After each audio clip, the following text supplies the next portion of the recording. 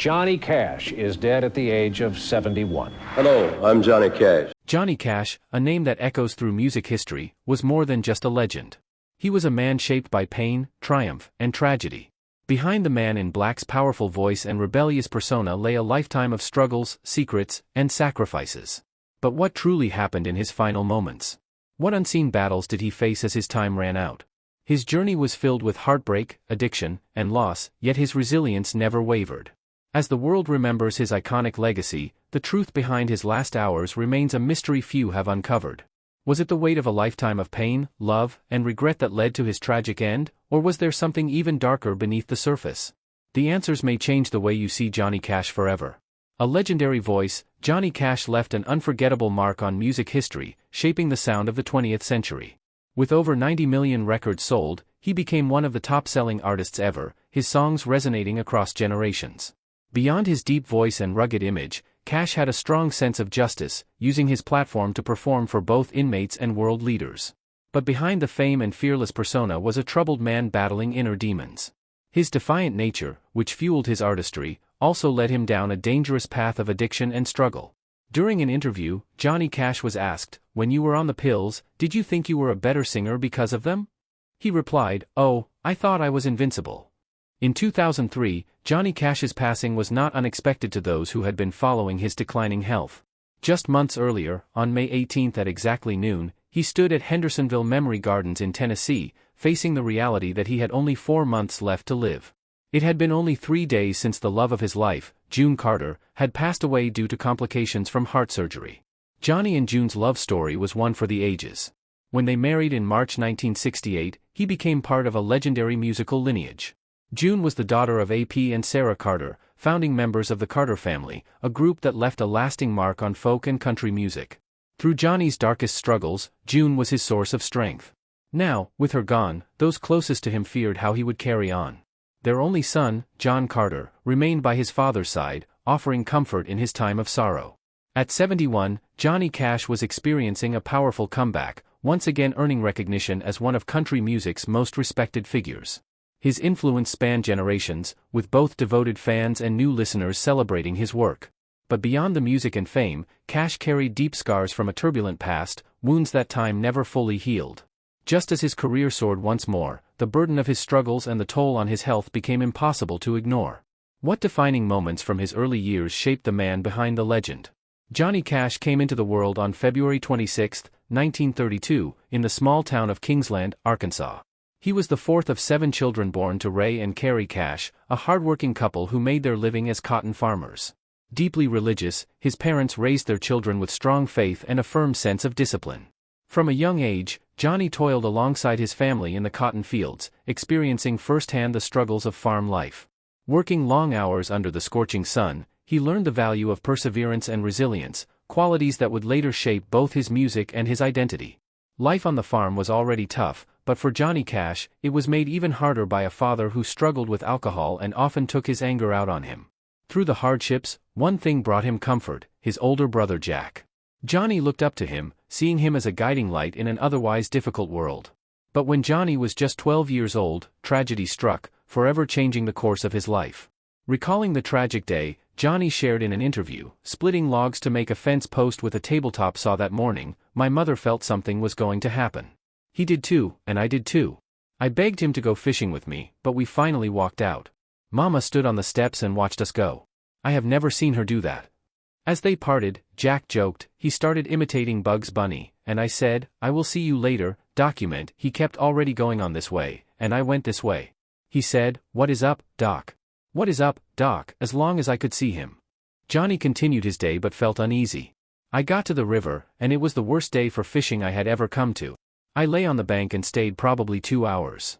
When he returned, his father arrived in a preacher's car. He told me to jump in. He said, 'Throw your fishing pole away.' I knew something really bad had happened. I asked, and he said, 'Jack has been hurt on the table saw, and there is no hope for him.' That is a pretty heavy time for me." Losing Jack was a wound that never healed, but the pain was only worsened by Johnny's father, Ray, who never forgave him for surviving. He openly blamed Johnny for Jack's death, repeating the cruel words, "It should have been you." This was the defining moment that shaped Johnny Cash, not just as an artist but as a man, carrying a burden that would follow him for the rest of his life. Johnny Cash found comfort in the radio, where he would spend hours listening to country music and gospel songs. The melodies and heartfelt lyrics resonated with him, sparking a deep interest in creating his own music. Through the sounds that filled his home, he developed a passion for songwriting, using music as both an escape and a way to express himself. Johnny's chance to leave his small town came through military service, which took him to Germany. After completing his duty, he set his sights on his true passion, music. At 22, he moved to Memphis, determined to make a name for himself as a musician. Once there, he connected with two car mechanics who shared his love for country music, and together, they formed a band. Eager to break into the industry, Johnny sought out Sam Phillips, the visionary behind Sun Records. This record label would go on to shape the future of rock and roll, launching the careers of some of the biggest names in music history, including Elvis Presley, Roy Orbison, and Jerry Lee Lewis.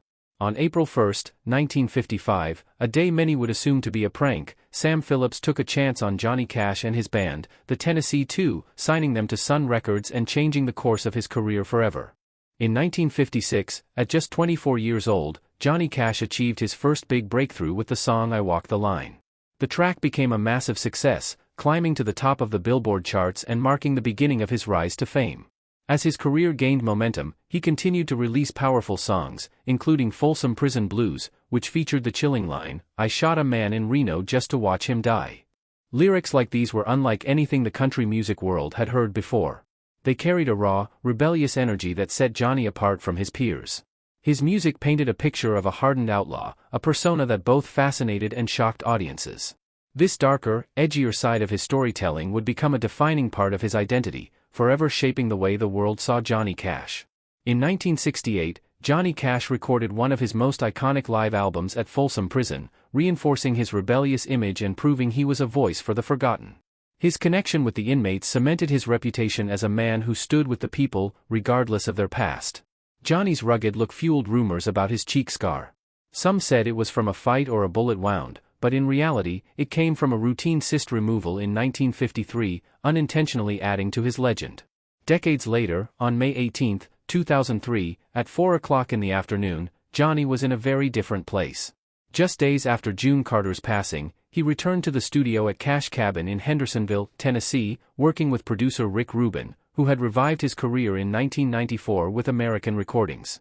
Johnny poured his grief into the music. Every note carried the weight of heartbreak, struggles, and the last performance. Johnny picked up his first cigarette at just 10 years old, a habit that would stay with him for the rest of his life. Over the decades, constant smoking took a serious toll on his health, leaving him struggling to catch his breath.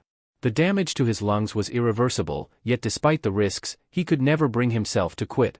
Smoking had become an addiction he could not break, no matter how much it affected him. By 1991, the impact of his lifelong habit was clear. During an interview at the Country Music Awards, the years of smoking showed in his voice and his breathing, a visible sign of how much his body had endured. There have been claims that Johnny continued smoking in his final years, though it was rarely seen. Whether or not that was true, one fact remains: he had been a heavy smoker for most of his life. The years of constant tobacco use severely weakened his lungs, and without a doubt, it played a major role in his eventual respiratory failure. However, smoking was not his only vice. Johnny also became dependent on another substance. He was known for his boundless energy, but when he needed to rest, it was nearly impossible to get him back on his feet. His son, John Carter, recalled struggling to wake his father at times, finding him completely unresponsive, as if he had slipped away into another world. By July 5, 2003, at 7:30 in the evening, Johnny Cash stood on stage at the Carter family fold in Virginia. He had just 69 days left to live. Even though Johnny Cash was visibly unwell, he continued to do what he loved most: perform. Music was not just a passion for him. It was his lifeline, the very thing that had carried him through the highs and lows of his life. No matter how weak his body felt, his love for the stage never faded. But on this night, as he stood before the crowd, no one knew that this would be the final time he would ever perform. This was the last show Johnny Cash would ever give. It was clear that Johnny's voice was fading, especially when he tried to hit the lower notes. Singing had become a struggle, and his weakened state made it even harder. Still, despite the strain in his voice and the toll on his health, he managed to deliver a performance that left an impact. Even in his final moments on stage, he had a presence that held the audience's attention. But while he now seemed at ease in front of a crowd, there was a time when stepping onto the stage was not so easy for him. I took drugs to get up, and I took drugs to go down and make me feel better. At the start of Johnny Cash's career, touring was both exciting and exhausting. By the fall of 1957, just a year after the massive success of I Walk the Line, Johnny and his band were traveling across Florida as part of their United States tour. The demands of constant touring were relentless. They would often drive hundreds of miles overnight to make it to their next show with barely 1 or 2 hours of sleep, little time to eat, and no chance to properly rest. The pace began to take a serious toll on him. It was not just physical exhaustion that weighed him down. Johnny also battled extreme stage fright. He often felt overwhelmed before stepping in front of a crowd, making it difficult for him to perform. Then one night, a fellow musician handed him a small pill with a simple promise. "Here, take this little pill. It will solve all of your problems." Johnny had no idea what he was getting himself into. Once he started relying on this secret source of energy, everything changed. His performances became electrifying.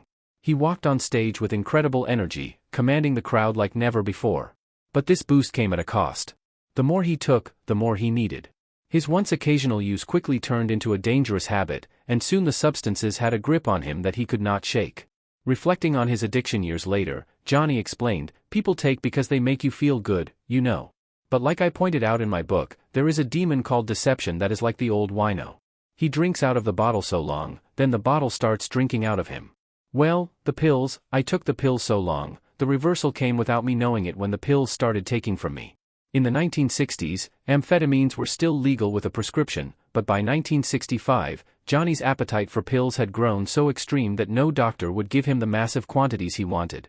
Desperate to keep up with his habit, he began crossing the border into Mexico, where he could buy amphetamines in bulk on the black market. Eventually, the law caught up with him. Narcotics officers discovered 688 amphetamine capsules hidden inside his guitar case. A taxi driver, suspecting Johnny had purchased heroin, reported him to U.S. border agents. Johnny was arrested and thrown in jail, but because amphetamines were still classified as prescription substances rather than illegal narcotics, he was released on bail the next day. His 1965 arrest, however, exposed something even more troubling.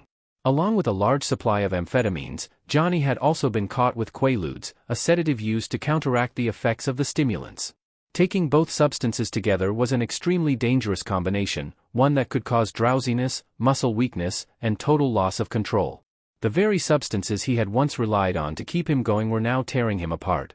The hell of trying to stay alive under such conditions strung out on amphetamines and barbiturates created a vicious cycle.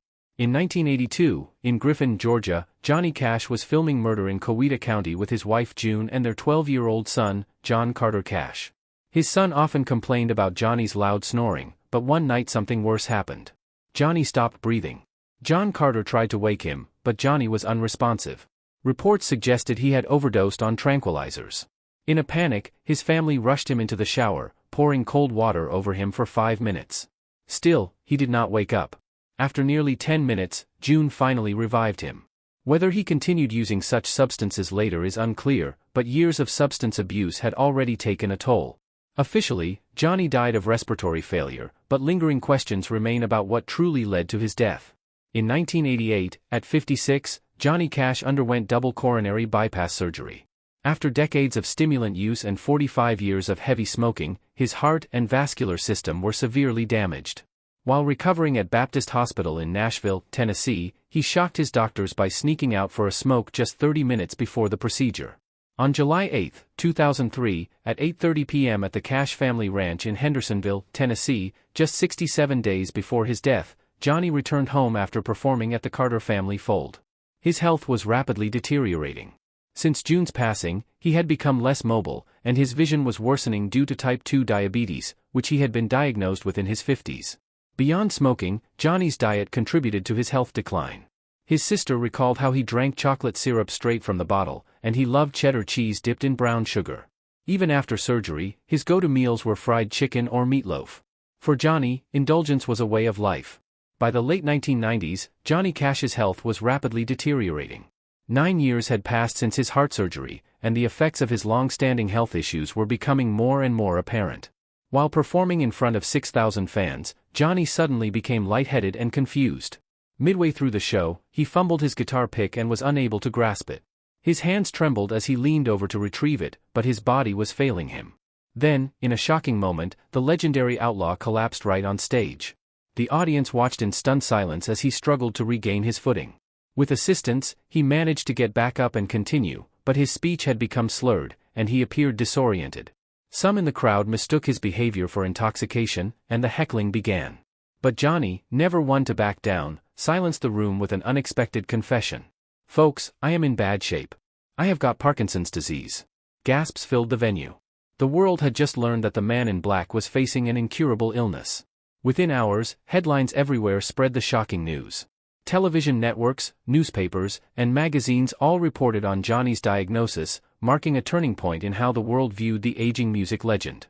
However, in a surprising twist, doctors would later retract the Parkinson's diagnosis. After further testing, they determined that Johnny was actually suffering from autonomic neuropathy, a condition affecting the nervous system. This disorder caused many of the same symptoms: muscle weakness, tremors, and loss of control over body movements. The underlying cause was diabetes. By the time of his death, diabetes had wreaked havoc on Johnny's body. And as if that was not enough, he also suffered from yet another serious illness, further adding to his long list of health battles. Johnny battled this illness throughout his entire life.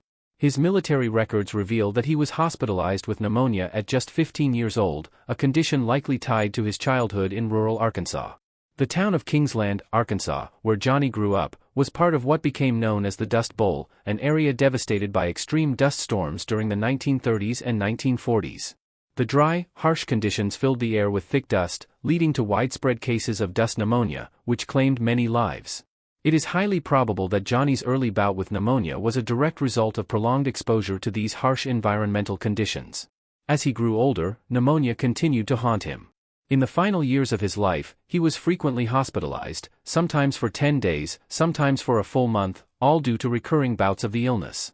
His health was already in steep decline, yet despite these repeated warnings, he held on to the same harmful habits that had plagued him for years. On July 8, 2003, on Cash Family Ranch in Hendersonville, Tennessee, just one day after his final public performance, Johnny Cash faced another battle, this time against his failing body. With only 66 days left to live, his health was declining rapidly. That day, his physical therapist, Phil Maftone, arrived at the Cash Family Ranch to assess his condition and provide treatment. Johnny did not hold back about how he was feeling. He told Maftone that he could no longer feel his toes or fingers, his balance was unsteady, and at times, he struggled with slurred speech. Seeing the urgency, Maftone placed him on a structured diet and exercise routine, hoping to slow the decline and rebuild some of his strength. At first, Johnny responded well to the changes, showing small but noticeable improvements. But despite these efforts, another serious setback was just around the corner, one that his body might not be able to overcome. His final decline had begun. On September 5, 2003, just a week before his death, Johnny Cash was hospitalized with severe heartburn, another consequence of decades of smoking and an unhealthy diet. His body was failing, but he fought on. One day, his physical therapist, Phil Maftone, found Johnny slumped in his chair, weak and distant. When Phil tried to help him stand, Johnny had no strength left. Meeting Phil's gaze, he simply said, "It is time." By 4:45 in the afternoon, his condition worsened. Struggling to breathe, his body shut down completely. As paramedics carried him out, Phil knew it was the end. Phil told Johnny, "Goodbye, friend."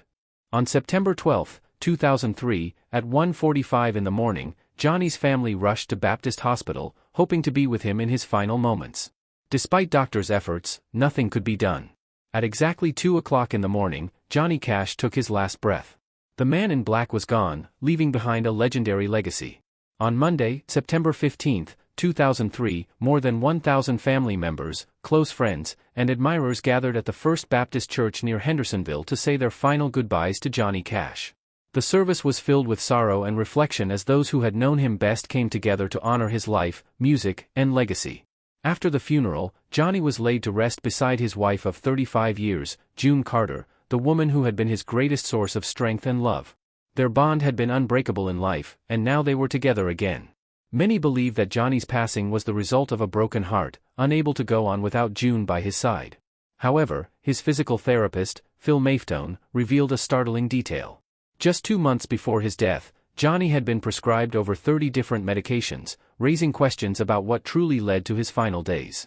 Johnny Cash's physical therapist, Phil Maffetone, discovered that Johnny was taking over 30 prescription medications, including Thorazine, despite not having a psychotic disorder. His doctor claimed it was for chronic hiccups. This extreme polypharmacy likely contributed to his declining health. For over 20 years, Johnny suffered from kidney problems, and the excessive medications only worsened them, possibly leading to kidney failure. However, when he was rushed to the hospital for the last time, Phil noticed that Johnny's gut had completely shut down, raising questions about what truly caused his death. In 1983, Johnny had undergone surgery for a severe stomach ulcer, which he admitted was caused by long-term pill use. With 30 medications in his system at the time of his death, another ulcer may have formed. After his wife June passed, Johnny had to sleep upright due to severe acid reflux, a crucial clue in his final health decline. Johnny also suffered from autonomic neuropathy, a diabetes-related condition that impaired his stomach's ability to regulate acid production. As acid built up, it likely traveled into his esophagus and lungs, which were already compromised by pneumonia and decades of smoking. The acid damage led to respiratory failure, ultimately ending his life. Johnny's choices, heavy smoking, excessive medication use, and neglecting his health, contributed to his death. Yet despite years of hardship, addiction, and illness, he defied the odds and lived to 71. His life remains a testament to the resilience of the human spirit. Johnny Cash's final moments remain a haunting chapter in his legendary life. What do you think was the most tragic part of his journey? Let us know in the comments below. If you enjoyed this video, give it a thumbs up, and do not forget to subscribe for more deep dives into the lives of iconic figures.